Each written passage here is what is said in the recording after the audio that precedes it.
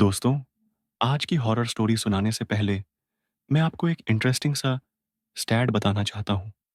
हमारी कहानियाँ देखने वाले 80% लोग ऐसे हैं जो हमारी वीडियोस एंजॉय तो करते हैं, लेकिन उन्होंने हमारा चैनल अभी तक सब्सक्राइब नहीं किया है।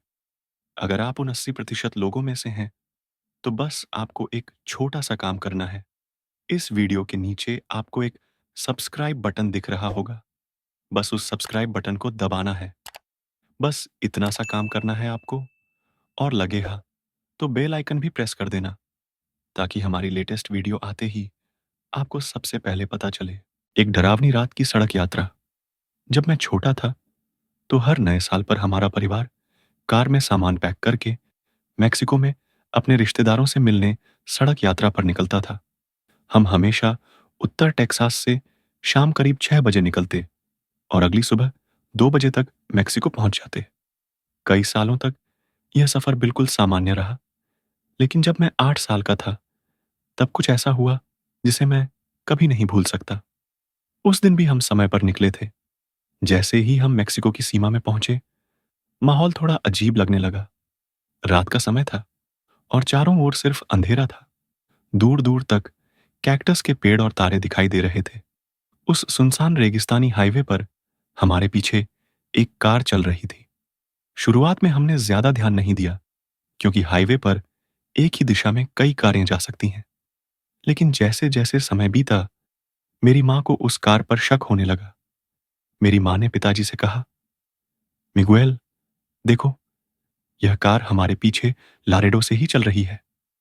पिताजी ने उन्हें समझाने की कोशिश की, यह सिर्फ इत्तेफाक है, हो सकता है वो भी किसी और शहर जा रहे हों। लेकिन मेरी माँ की चिंता कम नहीं हुई।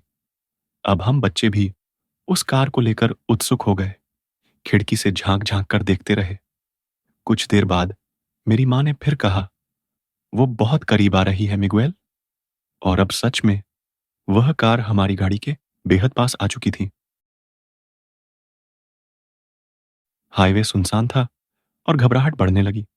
पिताजी ने गाड़ी की रफ्तार न बढ़ाई न कम की। वह बस सामान्य तरीके से ड्राइव करते रहे। लेकिन वह कार लगातार हमारे पीछे लगी रही। कभी वह धीमी हो जाती तो कभी अचानक करीब आ जाती। ऐसा लग रहा था जैसे वह हमें डराने की कोशिश कर रही हो। करीब 30 मिनट तक यह अजीबोगरीब पीछा चलता रहा। तभी मेरी माँ ने आगे सड़क के किनारे खड़ी एक पुलिस कार देखी और कहा, मिगुएल, पुलिस के पास रुक जाओ। पिताजी ने तुरंत गाड़ी पुलिस के पास रोक दी। पुलिस वाला हमारी कार के पास आया और पूछा, क्या हुआ? मेरी माँ ने उसे सब कुछ बता दिया। कैसे वह कार हमारा पीछा कर रही थी और हमें डरा रही थी। पुलिस वाले ने हमारी बात को बहुत गंभीरता से लिया। उसने बताया कि इस सुनसान हाईवे पर अक्सर चोर और अपराधी गाड़ियों को निशाना बनाते हैं। फिर उसने हमें भरोसा दिलाया कि वह अपनी पुलिस कार से कुछ देर तक हमारे साथ चलेगा ताकि हम सुरक्षित रहें।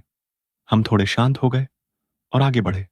लेकिन तभी हमने देखा कि वही कार सड़क के किनारे खड़ी थी, जैसे वह हमारे फिर से गुजरने का इंतजार कर रही हो।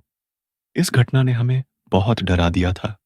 उस रात हम सुरक्षित अपने गंतव्य तक पहुंच गए, लेकिन वह अनुभव आज भी हमारी यादों में ताजा है।